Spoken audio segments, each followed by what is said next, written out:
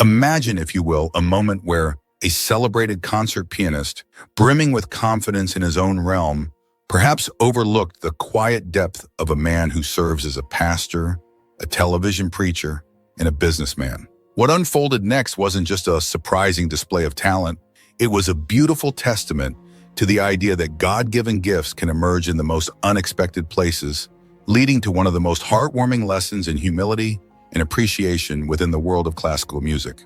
It all began with a chance encounter, a divine appointment, really, that nobody anticipated. Our story truly begins at an elegant charity gala in Beverly Hills, a truly special gathering. The historic Ambassador Hotel provided a magnificent backdrop where the world's elite mingled with brilliant cultural figures. The whole purpose of the evening was so inspiring: to raise crucial funds for music education programs in communities that needed it most. It brought together such a unique mix of movie stars, gifted musicians, and generous philanthropists. A real testament to what we can achieve when we come together for a good cause. Pastor Joel Osteen, known for his calm and approachable demeanor, entered the ballroom with a warm smile, ready to embrace the evening's purpose. As a prominent pastor, television preacher, and businessman, Joel Osteen has dedicated his life to sharing messages of hope and faith, touching millions. He moved through the vibrant crowd, radiating a quiet joy, pausing often to greet friends and strangers alike, offering a kind word and a friendly handshake to those he met. The acknowledged star of the evening was the renowned concert pianist, Ashkenazi, a true virtuoso who had graced the stages of every major symphony orchestra across the globe. His reputation, as they say, preceded him. He was celebrated not just for his extraordinary technical skill, which was undeniable, but also, it must be said, for a somewhat discerning, perhaps even elitist, attitude toward what he deemed lesser forms of music. In Mr. Ashkenazi's esteemed view, there was classical music, and then there was everything else, which he often regarded as merely commercial entertainment. During the cocktail hour, the pastor, television preacher, and businessman Joel Osteen was gently guided toward Mr. Ashkenazi by a mutual acquaintance, a respected music producer. This producer, with good intentions, hoped these two accomplished men might discover some common ground in their shared appreciation for the beauty of the arts. The introduction itself was cordial enough. Mr. Ashkenazi offered a polite, if a little distant, handshake, his attention clearly eager to return to an engaging conversation with a distinguished symphony conductor nearby. Mr. Ashkenazi, with a smile that, shall we say, didn't quite reach his eyes, turned to Pastor Osteen and inquired, "So, Pastor Osteen, I understand you're quite an influential speaker and businessman. Do you by any chance have a musical background, or do you prefer to leave that particular domain to us professionals?" There was a subtle undertone in his voice, a hint of condescension, suggesting he already had his own assumptions about the answer and perhaps found it a little amusing. Joel Osteen, a man of unwavering faith and inner peace, was certainly not easily flustered. He simply offered a gentle nod and replied in his signature calm, yet confident manner, "Well, Mr. Ashkenazi, I do enjoy playing the piano a little." The reaction from Mr. Ashkenazi was immediate and quite noticeable. His eyebrows shot up, and he let out a chuckle that was just a bit too pronounced, causing several nearby guests to glance in their direction. It wasn't necessarily a mean-spirited laugh, but it undeniably conveyed that particular air of intellectual superiority that, at times, can accompany discussions about music with those perceived as outsiders to the classical world. "Piano?" Mr. Ashkenazi repeated, a chuckle still in his voice. "Well, I suppose many people believe they can play the piano after just a few lessons. It's rather akin to how everyone imagines they can become an expert speaker or successful businessman after observing a few sermons or ventures, isn't it?" The comment seemed to hang in the air, a little heavy for a moment. Several guests nearby had indeed turned to listen, sensing a slight shift in the atmosphere. Pastor Joel Osteen's expression remained perfectly serene. He maintained that steady, calm, and gracious demeanor that has always served him so well in his ministry and business endeavors. "I suppose so," Pastor Osteen replied evenly, his voice filled with a gentle understanding. Those who knew him well, however, might have sensed a subtle, quiet strength in his tone, a deeper resolve. Mr. Ashkenazi, perhaps misinterpreting Pastor Osteen's graciousness as a concession, seemed emboldened to press his point further. "You know, Pastor Osteen," Mr. Ashkenazi continued, I've been dedicated to the piano since I was just 4 years old. That's a lifetime of study, performance, and unwavering commitment. It's truly not something one simply picks up as a casual hobby. The instrument itself demands profound respect, incredible precision, and years upon years of disciplined practice. It's quite different from your work in front of a camera or in the marketplace. The small group around them had grown larger now, drawn by the increasingly noticeable, if slightly uncomfortable exchange. Some in the audience, aware of Joel Osteen's quiet strength and his consistent message of God's favor, sensed that this gracious man, despite his gentle nature, was certainly not to be underestimated. "I'm sure it truly is," Pastor Joel Osteen replied, his voice remaining wonderfully steady and affirming. "That takes a tremendous amount of dedication, indeed." Mr. Ashkenazi nodded sagely, seemingly quite satisfied that he had conveyed his message. "Indeed, he stated. "Perhaps someday, Pastor Osteen, you might consider taking proper lessons. It's truly never too late to learn to appreciate the intricate complexities of what I would call real music." A gentle challenge was implicit in his words. Now, if Mr. Ashkenazi had intended to conclude the conversation at that point, he had perhaps gently miscalculated. Something in his dismissive yet perhaps well-intentioned tone had subtly shifted the atmosphere. Joel Osteen, the pastor, television preacher, and businessman, looked at the esteemed pianist for a quiet moment, then glanced with a warm smile at the faces watching them. "You know, Mr. Ashkenazi," Joel Osteen said finally, his voice soft but clear, "I see there's a beautiful piano over there." He nodded toward the elegant, grand piano that was positioned for the evening's entertainment. "Would you mind if I just offered a little demonstration of what I mean by a little?"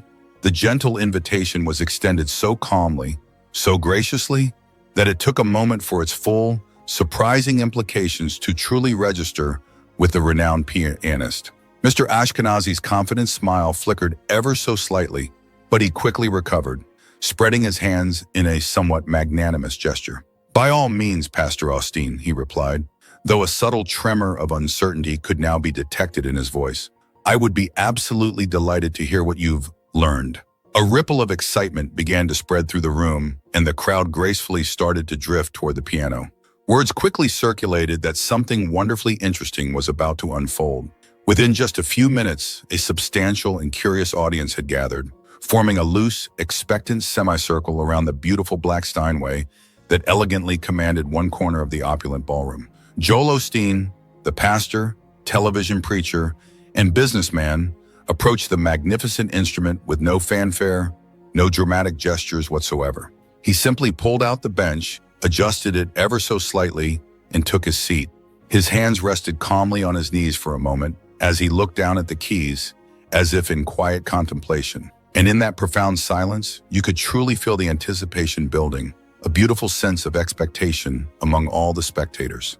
Mr. Ashkenazi stood respectfully to one side, his arms gently crossed, wearing the patient expression of someone about to witness what he presumed would be a heartfelt, yet perhaps amateur, attempt at something requiring true classical expertise. Several other gifted musicians in the audience exchanged knowing glances, preparing themselves to offer polite, encouraging support for what they assumed would be a well-intentioned, if slightly modest, effort. Pastor Joel Osteen gently placed his hands on the keys and then, without any preamble, he began to play.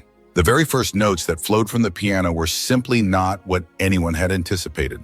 This was no simple chopsticks or a rudimentary fur-elise. Instead, Joel Osteen launched into a beautifully intricate and soulful arrangement, a rich tapestry that immediately demonstrated not just competence, but a profound skill and deep understanding of music. His left hand effortlessly established a complex gospel-infused rhythmic foundation, while his right hand began weaving an improvisational melody that spoke not only of years of serious study and practice, but also of a spiritual depth. The piece he had chosen was a sophisticated, uplifting interpretation, blending classical structure with contemporary spiritual harmonies, bridging musical worlds in a way that was both respectful and wonderfully innovative. But it wasn't just the sheer technical proficiency that captivated the audience. It was the undeniable musicality, the pure emotion, the clear evidence of someone who didn't just know how to play the piano, but who understood music on a truly fundamental, even spiritual level.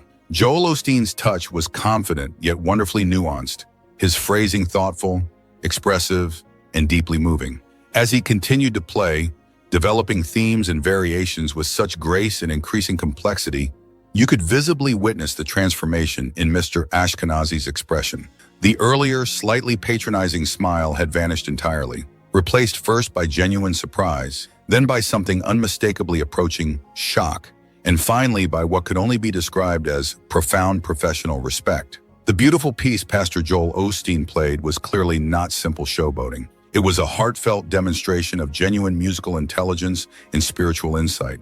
He gracefully incorporated elements of classical structure with soulful, uplifting harmonies and improvisational techniques, creating something that was both technically impressive and profoundly emotionally moving, touching the hearts of all present. His hands moved across the keys with the kind of fluid confidence and divine anointing that comes only from years of dedicated practice and a deep connection to inspiration. About halfway through his inspiring Mayor performance, Pastor Osteen began to weave in even more complex elements. Rapid, effortless runs that beautifully showcased his technical ability, intricate chord progressions that demonstrated his deep understanding of harmonic theory, and subtle rhythmic variations that clearly revealed his profound familiarity with multiple musical styles, from classical to contemporary worship. The audience, which had initially gathered expecting to witness a polite, perhaps amateur effort, now found themselves listening to what was clearly a masterful, concert-level performance by someone who had studied music with immense seriousness and passion for many, many years. The sheer quality and spiritual depth of the playing made it absolutely obvious that this was no recent hobby or casual interest. This was undeniably the beautiful result of long-term dedication, unwavering study, and a true gift. Mr. Ashkenazi, meanwhile, stood absolutely transfixed. As someone who had dedicated his entire life, his very being, to the world of music, he could recognize immediately when he was hearing genuine artistry, the real thing. What Pastor Osteen was playing wasn't just competent, it was sophisticated, wonderfully nuanced, and profoundly musical. The technical aspects were certainly impressive, but even beyond that, there was an emotional depth and spiritual understanding that spoke of someone who truly comprehended what music was about at its very core, as a language for the soul. As Joel Osteen moved into the final section of his inspiring improvisation, he began to gently incorporate themes that seemed to gracefully reference some of Mr. Ashkenazi's own revered recorded performances. It was a subtle, beautiful musical conversation that demonstrated not only Pastor Osteen's own remarkable abilities, but also his profound familiarity with the classical repertoire. This thoughtful gesture was both deeply complimentary and yet quietly assertive, acknowledging Mr. Ashkenazi's extraordinary achievements while firmly and graciously establishing his own musical credentials. The final resonant notes rang out, gently fading into the sudden, profound silence of the ballroom, and for a sacred moment nobody moved. The audience seemed almost reverently stunned by the beauty and depth of what they had just witnessed. Not just the sheer quality of the performance, but the complete, wonderful reversal of expectations that had just so beautifully unfolded. Joel Osteen, the pastor, television preacher, and businessman, sat quietly at the piano for a moment, his hands resting serenely in his lap, before finally standing and turning to face the now appreciative audience. His expression was unchanged, radiating that same calm, gracious, and humble demeanor he maintained so consistently throughout the entire encounter. The applause, when it finally erupted, was truly thunderous and heartfelt, but it was far more than just appreciation for a good performance. It was a kind of applause reserved for those truly special moments when something unexpected, genuinely inspiring, and profoundly beautiful has just occurred.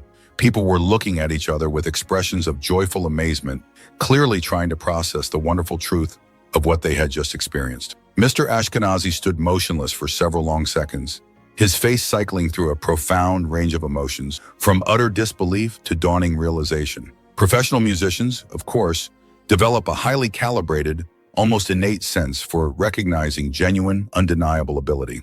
And what he had just heard had completely shattered his earlier preconceptions about the gracious man standing before him, revealing a hidden depth he hadn't imagined. Finally, Mr. Ashkenazi, with a deep sense of conviction, stepped forward, extending his hand to Joel Osteen.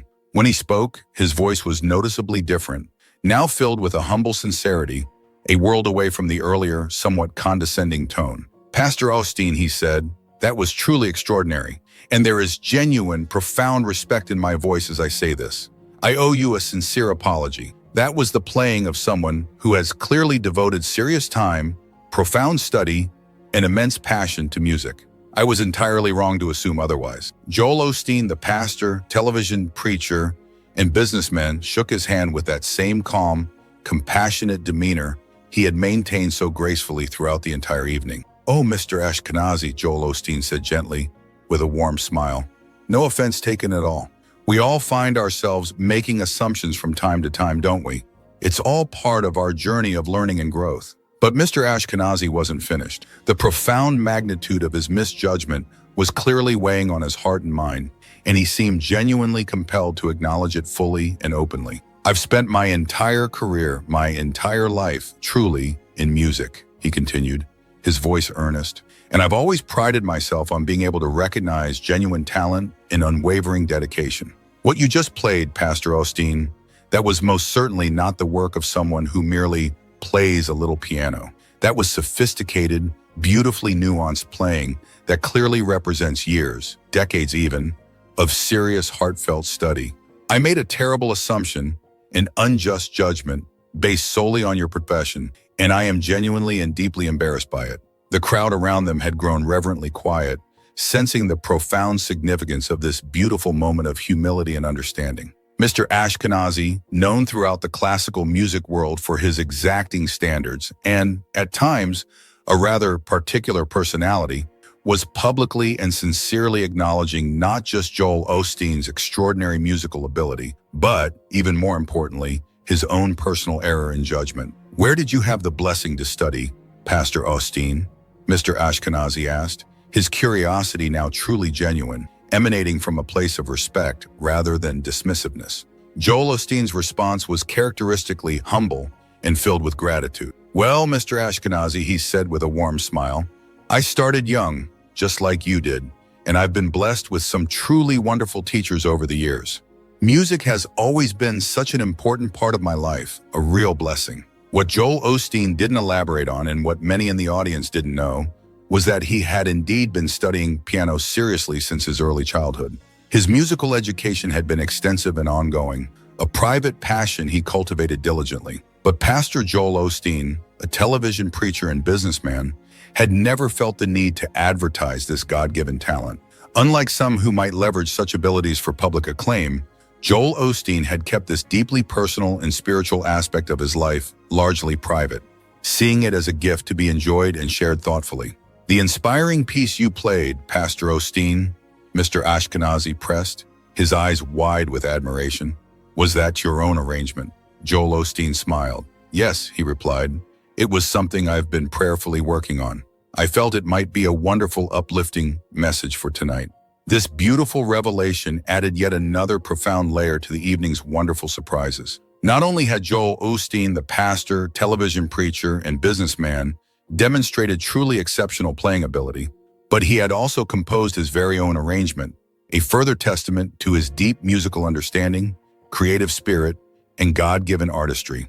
As the immediate, joyful shock of the performance began to gently settle, various audience members eagerly began to approach, offering heartfelt congratulations and expressing their joyful amazement.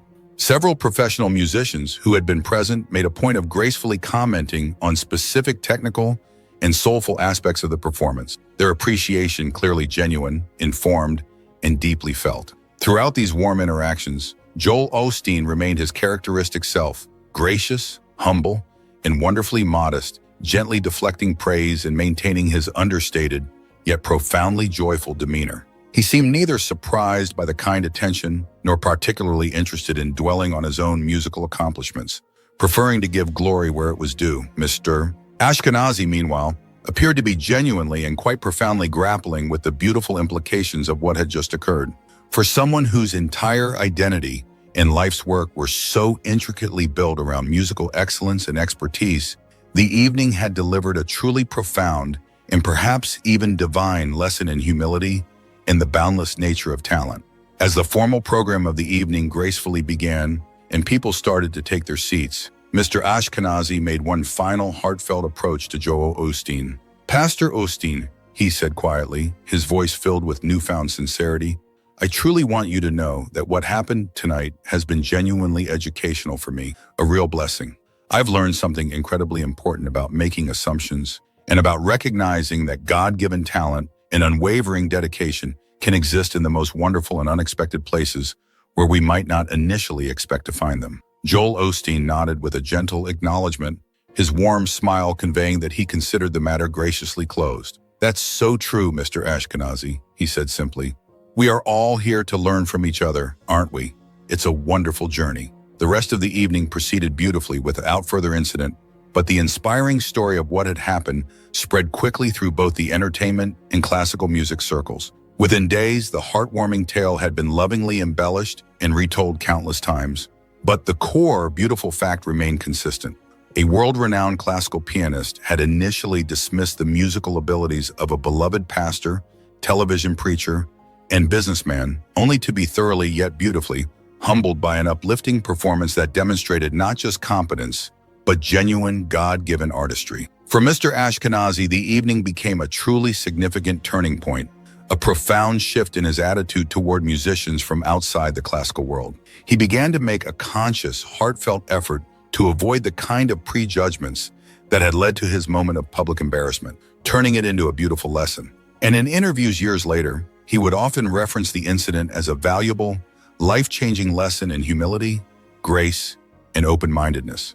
The story resonated beautifully beyond just those two individuals, quickly becoming something of an uplifting legend in both entertainment and music circles. It served as a powerful and positive reminder that God-given talent, unwavering dedication, and inspiring artistry can truly be found in the most wonderful and unexpected places, and that assumptions based solely on someone's primary profession can be wonderfully yet profoundly misleading. Years later, when Pastor Joel Osteen was gently asked about the incident in interviews, he would typically downplay any drama of the moment, characterizing it simply as a beautiful misunderstanding that, with grace, got wonderfully cleared up. His humble reluctance to elaborate on the story or use it for any self-promotion was entirely consistent with his blessed personality, but it also added even more deeply to the legend's positive mystique. The truly special encounter between Joel Osteen, the pastor, television preacher, and businessman, and Victor Ashkenazi became so much more than just an amusing anecdote about a public figure's hidden talent. It beautifully evolved into a profound parable about the gentle truth of humility, the incredible importance of keeping an open and discerning mind, and the wonderful reality that God-given expertise and inspiring artistry can blossom and develop in ways that don't always follow conventional paths. Most importantly, it powerfully demonstrated that true respect in any field, whether ministry, business, music, or any other wonderful endeavor, should always be based on actual ability and genuine achievement, rather than any limiting preconceptions about what kind of person can or cannot truly excel in a particular area. It's about seeing the potential in everyone. The memorable evening when a classical virtuoso learned the timeless wisdom of never judging a book by its cover became a truly cherished story that would be told and retold, serving as a beautiful reminder that in the vast, wonderful world of God-given talent and boundless creativity, you never quite know what magnificent and inspiring surprises truly await you.